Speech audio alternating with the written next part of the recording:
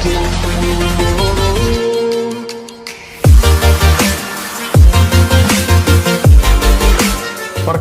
untuk sejenak membawa kalian bernostalgia ke tahun 2004 untuk melihat salah satu kisah paling epik tentang runtuhnya salah satu kekuatan terbesar Eropa saat itu, yaitu Troya, yang luluh lantak karena dibumi hanguskan oleh Sparta. Oh no!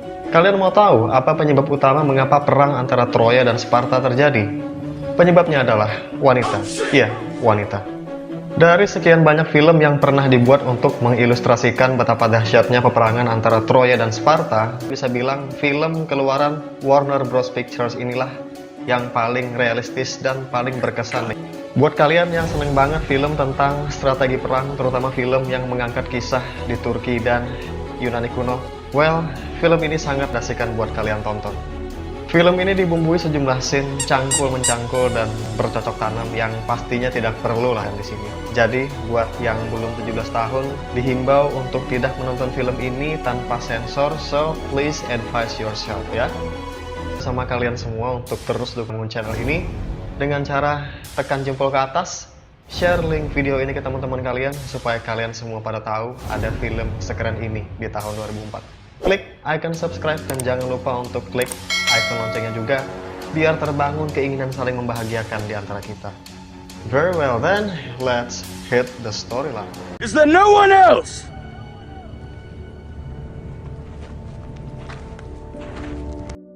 Alkisah sekitar 3200 tahun yang lalu, Agamemnon, seorang raja dari Mycenae, menjadi pencetus bergabungnya kerajaan-kerajaan besar di Yunani untuk menaklukkan benua Eropa. Semua kerajaan berhasil mereka taklukkan kecuali satu, Thessaly. Menelaus, saudara Agamemnon yang juga merupakan raja dari Sparta sudah cukup kelelahan akibat peperangan-peperangan yang telah dilaluinya dan berusaha berdamai dengan salah satu rival abadi Yunani, yaitu Troya.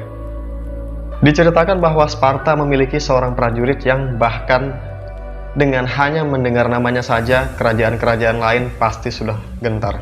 Prajurit itu bernama Achilles.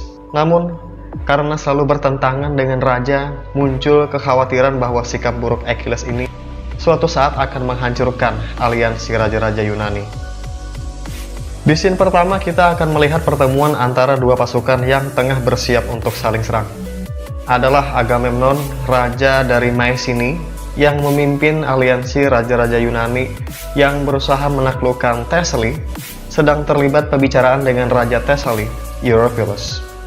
Eurypylus mengatakan kerajaannya tidak tertarik untuk bergabung di aliansi Agamemnon. Mereka tidak ingin disamakan dengan bangsa lain seperti Arcadia, Epheia, dan Mycenae. Agamemnon menantang Eurypylus untuk memanggil salah satu pejuang terbaiknya melawan pejuang terbaik dari Sparta.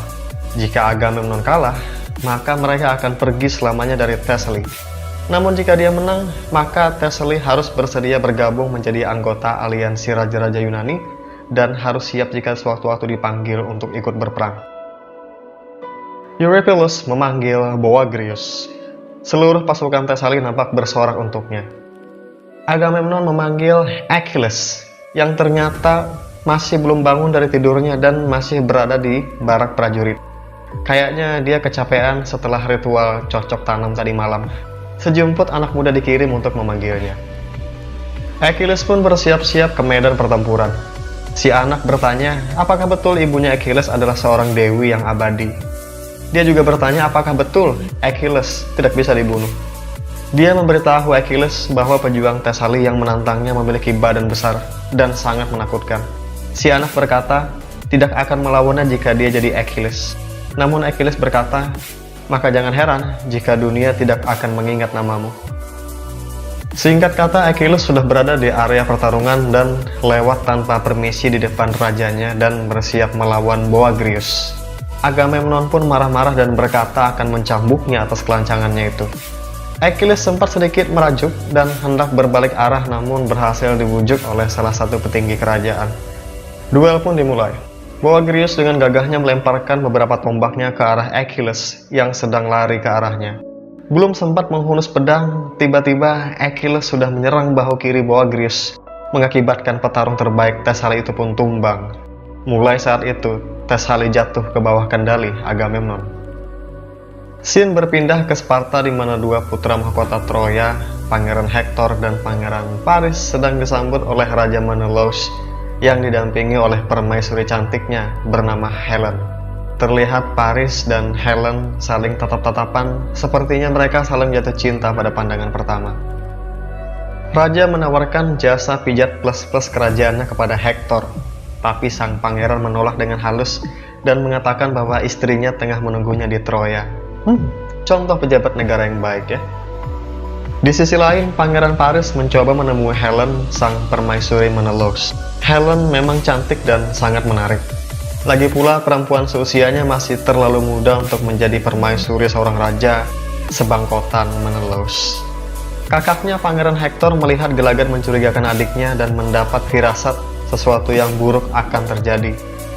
Dia sudah mengetahui hubungan antara Paris dan Helen, namun masih mendiamkannya. Tahu kan, kalau sampai Raja Sparta tahu kalau permaisurinya dimantap-mantapin pangeran dari kerajaan lain, bakalan dihabisin Troya sama Sparta. Setelah adegan bercocok tanam ilegal, Paris berjanji akan membawa Helen pergi bersamanya. Sampai sini kalian sudah bisa nebak kan bahwa inilah asal-muasal sabab-musabab Sparta meluluh lantakan Troya. Ya, di samping motif politik dan keserakahan Agamemnon yang sebenarnya juga ingin menguasai Troya, tapi cinta terlarang permaisuri dan pangeran beda kerajaan inilah yang membawa malapetaka ke Troya. Hektor memanggil Paris dan mengatakan bahwa perbuatannya itu adalah sebuah kesalahan besar. Paris harusnya sadar di mana mereka sekarang dan siapa yang mereka hadapi. Hektor tidak ingin percintaan adiknya dengan Helen akan mengancam keselamatan bangsa Troya. Bahkan Hektor berkata dia sendiri yang akan membunuh Paris jika hal itu terjadi. Dalam perjalanan pulang, sungguh mencurigakan Paris tiba-tiba berkata seakan-akan meminta perlindungan kakaknya. Hektor yang curiga bertanya kepada Paris perbuatan buruk apa yang baru saja dia lakukan. Paris pun mengajak kakaknya untuk menemui seseorang di bawah geladak kapal.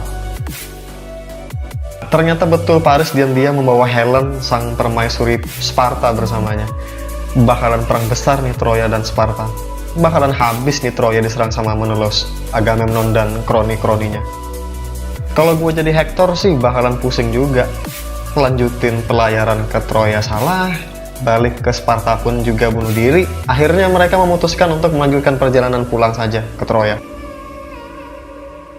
Menelaus yang merasa terhina atas kelakuan pangeran Troya, Paris meminta saudaranya Agamemnon dan sekutu-sekutunya untuk menyerang Troya dan menjemput paksa Helen.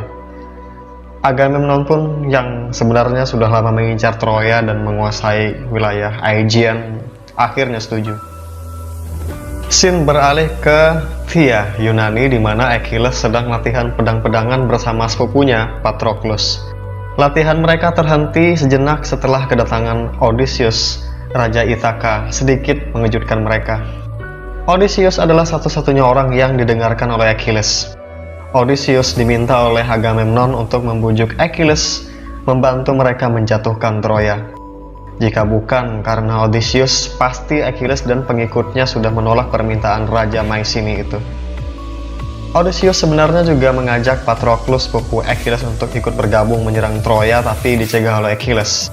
Dia tidak mau sepupunya itu terluka. Pasukan pun dikirim untuk menggempur Troya. Kali ini Yunani tidak main-main. Ada kurang lebih 1000 kapal dikirim atas perintah Agamemnon. Sementara itu, rakyat Troya bersukacita menyambut kedatangan pangeran dan bala tentaranya sekembalinya berdiplomasi dan menciptakan kedamaian dengan Sparta.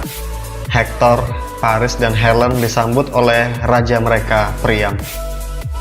Perkenalkan, ini Briseis, sepupunya Paris. Sudah, itu aja. Beralih ke percakapan antara ayah dan anak di mana Hektor menyarankan ayahnya untuk mengirim balik Helen ke Sparta. Tapi Priam bilang bahwa Paris pasti akan menyusulnya jika itu betul dilakukan. Hektor mengatakan bahwa Menelaus pasti sudah meminta bantuan kepada Agamemnon. Sedangkan mereka tahu persis bahwa Agamemnon sudah lama sekali ingin menaklukkan Troya dan bangsa-bangsa lain di Aegean. Mereka tambah khawatir karena Agamemnon pasti akan meminta bangsa-bangsa di bawah pengaruhnya untuk ikut berperang. Namun Priam yakin bahwa benteng Troya tidak akan bisa ditembus oleh musuh manapun. Sang raja memohon kepada para dewa untuk melindungi rakyat Troya dari segala hal-hal buruk. Berikutnya diperlihatkan bahwa bangsa Troya sedang bersiap-siap untuk menghadapi serangan dari Yunani. Pun para pendeta dan perawan turut berdoa memberikan persembahan kepada para dewa memohon keselamatan untuk negerinya. Aktivitas rakyat Troya yang semula normal di siang itu seketika berubah mencekam saat lonceng kerajaan dibunyikan. Bala tentara Yunani sudah terlihat di kejauhan, dan jumlah mereka sangat besar dengan Achilles dan pengikutnya para Myrmidon di baris paling depan. Achilles memanggil Patroclus. Patroclus disuruh untuk tetap tinggal di kapal, tapi dia memaksa untuk tetap ikut berperang. Achilles berkata bahwa dia tidak ingin Patroclus terluka atau tewas akibat serangan ini. Sementara itu keributan sudah terjadi di seputaran kerajaan Troya dan pasukan pun sudah dipersiapkan untuk menghalau serangan musuh. Pangeran Hektor dengan gagah berani tampil di depan pasukannya, memberi semangat agar pasukannya jangan gentar menghadapi musuh. Tidak mau kalah, Achilles juga menyemangati para Myrmidon pasukannya. Dan perang pun dimulai. Sejumlah Myrmidon berhasil dibunuh oleh pemanah Troya. Achilles dan pengikutnya membentuk formasi bertahan dan berhasil menerobos barisan Troya. Peperangan pecah di pesisir laut. Tidak berapa lama, pesisir telah berhasil diambil alih. Pasukan Troya pun diarahkan untuk mundur dan kembali ke kota. Oleh seorang pengikutnya, Achilles sebenarnya diperingatkan untuk tidak menjarah tempat suci, tapi Achilles tidak peduli. Dia memenggal kepala patung dewa Apollo. Hektor dan pasukannya mulai mendekat ke kuil tempat Achilles dan Myrmidon berada.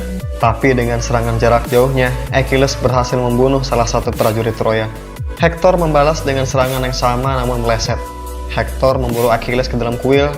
Alhasil seluruh pasukan Hektor pun tewas di sana. Hektor mengajak Achilles berduel, tapi Achilles bilang dia tidak ingin cepat-cepat membunuh sang pangeran. Dia akan membunuhnya saat seluruh rakyat Troya bisa melihatnya. Berikut kita lihat di mana pasukan Yunani sudah mendarat di pesisir Troya. Prajurit Yunani bersorak kepada Achilles. Sepertinya mereka lebih mengidolakan Achilles daripada raja mereka sendiri. Di barak tentara, seorang pengikutnya meminta Achilles untuk ikut bersamanya karena dia ingin menunjukkan sesuatu. Mereka berhasil menyandra Briseis, sang perawan, yang juga keponakan Priam, Raja Troya. Achilles sepertinya terpesona oleh kecantikan Briseis. Di sore itu, Achilles diminta Agamemnon untuk menemuinya. Achilles berkata bahwa dia tidak akan pernah menganggap Agamemnon sebagai rajanya. Tapi di luar dugaan, Agamemnon menculik Briseis dari barak Achilles. Petang itu, nampak kerajaan bersedih atas meninggalnya sejumlah pendeta dan prajurit akibat serangan bangsa Yunani. Priam dan rakyatnya mengkremasi jasad mereka ditonton rakyat Troya. Malam harinya, para anggota Dewan Perwakilan Rakyat berkumpul untuk membahas rencana untuk memukul mundur pasukan Yunani. Sebagian dari mereka menyarankan untuk berperang. Sebagian lagi menyarankan untuk menempuh jalur diplomasi, yaitu dengan mengembalikan Helen. Namun sang raja sudah bertitah, mereka tetap akan berperang. Paris merasa bersalah telah membawa Helen ke Troya. Dia tidak ingin rakyatnya berperang melawan Sparta akibat kebodohannya. Dia akan menantang Menelaus, Raja Sparta, untuk berduel esok hari. Sang ayah hanya bisa pasrah dan dia memberikan pedang Troya kepada Paris. Hektor yang sedang berjalan mengitari area istana tiba-tiba dikagetkan dengan gerak-gerik seseorang yang mencurigakan. Setelah dihampiri, ternyata itu adalah Helen. Helen yang juga merasa bersalah atas serangan bangsanya kepada bangsa Troya, bermaksud menyerahkan diri kepada suaminya, Menelaus. Namun hal itu dicegah oleh Hektor. Hektor berkata, perang ini bukan hanya terjadi atas percintaannya dengan Paris, namun lebih dari itu, Maesini memang ingin menguasai Troya sejak dulu. Achilles nampak sangat stres karena Briseis ditawan oleh Agamemnon. Malam itu, salah satu Myrmidon memberitahunya bahwa bala tentara akan bersiap-siap menuju kota. Tapi Achilles berkata tidak ingin membantu Agamemnon. Dia marah-marah dan mengusir pengikutnya keluar barak, begitupun sepupunya Patroclus juga diusirnya. Keesokan harinya terlihat ribuan pasukan Troya sudah bersiap untuk melindungi benteng kota. Pangeran Hektor dan Paris terlihat berjalan dari arah gerbang menuju arena duel Paris versus Menelaus. Terlihat Helen meminta maaf kepada Priam, Raja Troya, karena telah menyebabkan kekacauan ini. Pasukan Yunani terlihat mulai memasuki daerah gerbang kota dengan Patroclus dan para Myrmidon menyaksikannya dari kejauhan. Seperti biasa, sebelum perang dimulai, ada sesi diskusi dulu untuk para raja dan pangeran peserta perang. Agamemnon menawarkan pilihan agar mereka tidak usah berperang, asalkan Troya bersedia mengembalikan Helen kepada Menelaus dan Troya bersedia bergabung ke aliansi raja-raja buatan Agamemnon dan bersedia untuk ikut berperang kapanpun jika mereka dipanggil. Tapi Hektor menolak keras ajakan tersebut dan Agamemnon pun menjadi tersinggung dan emosi. Saat mereka sudah memutuskan untuk berperang, Pangeran Paris pun angkat bicara. Dia meminta Menelaus untuk berduel. Awalnya tawaran ini tidak digubris oleh Agamemnon. Dia tidak menganggap duel ini sebagai sesuatu yang penting. Namun, Menelaus adiknya mendesaknya untuk memberikan izin. Menelaus ingin sekali menghabisi nyawa orang yang telah mengambil istrinya. Permintaan itu pun diiyakan oleh Agamemnon. Paris yang kurang pengalaman dalam urusan berperang pun tidak mampu menandingi serangan-serangan dari Menelaus. Paris yang terluka akibat sabetan di paha kirinya memilih mundur dan memohon pertolongan kepada kakaknya, Hektor. Menelaus meminta Paris untuk bangun dan menghadapinya. Tapi Paris yang pengecut tidak beranjak dari kaki kakaknya. Karena nggak bangun-bangun, Menelaus sudah sangat kesal dan langsung menyerang Paris. Namun yang terjadi, Hektor malah melindungi Paris dan dia membunuh Menelaus. Ini adalah sebuah kesalahan besar. Agamemnon pun murka. Pasukan diperintahkan untuk langsung menyerang. Paris ditarik mundur ke dalam istana. Perang pun tak bisa dihindarkan. Dalam pertempuran itu banyak prajurit Yunani yang tewas, sebagian besar akibat serangan pertahanan tentara pemanah Troya yang sangat sulit ditembus. Dalam pertarungan itu, Hektor berhasil mengalahkan Ajax, salah satu prajurit terkuat Yunani yang juga salah satu kawan baik Achilles. Agamemnon dalam proses kremasi saudaranya berjanji akan meluluh lantakkan Troya sebelum kembali ke Mycenae. Di barak, Agamemnon terlibat perdebatan dengan Odysseus. Odysseus berkata, mereka pasti akan kalah kalau begini terus, kalau Achilles tidak mau membantu mereka. Odysseus meminta Agamemnon untuk mengembalikan Briseis kepada Achilles, dan sang penasehat perang setuju akan ide ini. Tapi Agamemnon tidak setuju dan lebih memilih untuk menyerahkan Briseis untuk menjadi wanita penghibur bagi tentaranya. Untung saja hal itu berhasil digagalkan oleh Achilles yang datang untuk menyelamatkan Briseis. Berikutnya diperlihatkan scene di mana Odysseus kembali membujuk Achilles untuk berperang kembali. Kali ini dia memohon agar Achilles tidak usah menghiraukan Agamemnon. Odysseus meminta agar Achilles bertarung untuk rakyat Yunani, para tentara yang sudah terlanjur berada di Troya dan sempat mengalami kekalahan pada peperangan kemarin karena tidak dibantu oleh Achilles dan Myrmidon. Para anggota dewan kembali berkumpul. Mereka dengan bangganya mampu mengalahkan pasukan yang dipimpin Agamemnon yang awalnya begitu ditakuti. Lalu ada seorang anggota dewan yang nyeletuk kalau mereka harus menghabisi tentara Yunani yang masih hidup bahkan sebelum mereka siap, atau dengan kata lain, menyerang mereka secara tiba-tiba. Hektor menolak ide ini. Dia berkata bahwa kemarin dia tidak melihat Achilles dan pasukan Myrmidon bertarung bersama Agamemnon. Hektor berkata pasti sedang ada masalah di internal pasukan Yunani. Kalau mereka diserang secara mendadak, itu pasti akan menyatukan mereka kembali. Namun Raja Priam tidak peduli dan memerintahkan pasukan untuk segera bergerak. Troya menyerang di balik kegelapan malam saat musuhnya sedang beristirahat. Dalam serangan mendadak itu, terlihat pasukan Yunani pun kocar-kacir. Menjelang pagi, pasukan Yunani sudah sangat terdesak ke arah pantai. Mungkin maksudnya di sini Pangeran Hektor ingin memaksa musuh agar segera meninggalkan wilayah mereka. Namun tiba-tiba para Myrmidon berlari dan menerjang ke arah tentara Troya, dipimpin oleh seseorang yang terlihat seperti Achilles. Seketika semangat pasukan Yunani yang tadinya sudah pupus kembali berkobar. Pertempuran pun kembali terjadi. Di akhir scene, nampak Achilles dan Hektor bersiap-siap untuk berduel. Namun yang mengherankan, kemampuan bertarung Achilles yang seperti seorang prajurit biasa. Dia tidak bisa mengimbangi serangan pangeran Troya itu. Alkisah, Achilles pun terluka parah dan akhirnya tumbang, namun masih dalam keadaan sadar. Setelah helmnya dibuka, ternyata itu bukan Achilles, itu adalah Patroclus, sepupunya Achilles. Hector pun menghabisi nyawa anak muda tersebut. Di barak prajurit, Myrmidon datang menghadap kepada Achilles. Betapa marahnya Achilles saat diberitahu bahwa Patroclus, sepupunya, telah dibunuh oleh Hector. Paginya, Achilles berangkat ke kota Troya untuk menantang Hector duel 1 lawan 1. Dia bermaksud membalas dendam atas kematian sepupu yang sangat disayanginya itu. Briseis memohon agar Achilles jangan berduel melawan Hector, sepupunya. Begitupun Hector yang yakin bahwa Achilles akan datang untuk menantangnya juga bersiap-siap. Singkat cerita, Pangeran Hector dan Achilles sudah saling berhadapan untuk berduel. Kedua orang itu nampak saling menyerang satu sama lain, namun terlihat bahwa Hector cukup kewalahan melawan serangan prajurit terhebat Yunani itu. Priam, Helen, dan Paris nampak sangat khawatir, lebih-lebih istrinya Hector. Akhirnya Hector pun tumbang, Troy kehilangan putra terbaiknya. Jasad Hector dibawa oleh Achilles menuju baraknya di tepi pantai dan diperlihatkannya kepada Briseis. Briseis pun histeris. Malam harinya Raja Troya, Priam, datang ke barak Achilles. Dia memohon agar diizinkan mengambil jasad anaknya untuk dikremasikan secara layak. Achilles sempat tidak mengenali sosok tersebut adalah Priam, ayahnya Hector. Setelah diceramahi habis-habisan oleh Priam, Achilles nampak bersedih dan menangis di depan mayat Hector. Dia berkata akan segera menyusul Hector. Selepas itu, Priam diperkenankan membawa pulang jenazah anaknya, sekalian juga Briseis. Sebelum pulang, Achilles berkata bahwa Priam adalah raja terbaik yang pernah memimpin pasukan ini.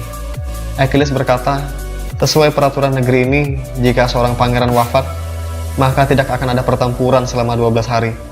Hal ini tentu saja membuat marah Agamemnon yang lagi-lagi merasa dilangkahi oleh Achilles. Berikutnya diperlihatkan bagaimana rakyat Troya merasa sangat kehilangan atas kepergian Pangeran Hector untuk selamanya. Kembali ke barak prajurit Yunani, Odysseus mendapatkan ide brilian untuk bisa menembus benteng Troya yang sangat kuat. Mereka akan membuat sebuah patung kuda raksasa.